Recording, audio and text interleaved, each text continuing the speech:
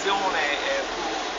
intercettata a Roma con un gesto quasi eversivo, in realtà fu la prima pietra miliare, se mi è consentito, per il percorso che oggi, io spero in termini concreti,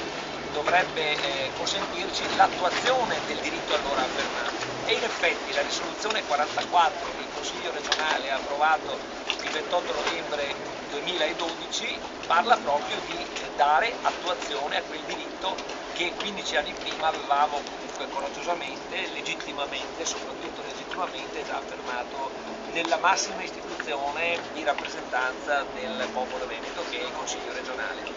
E quindi oggi il Consiglio regionale ha ancora questa funzione, come in tutti gli stati democratici, è da questa sede, non da altre, perché noi intendiamo difendere un percorso democratico, che può partire l'azione appunto democratica, referendaria e quindi legittima che si rifà al diritto internazionale per portare il Veneto all'indipendenza. Ormai è questione di pochi mesi, se lo vogliamo. Speriamo che questa regione faccia il suo compito e soprattutto che i consiglieri si assumano tutta la responsabilità politica e sappiano dare così attuazione, dare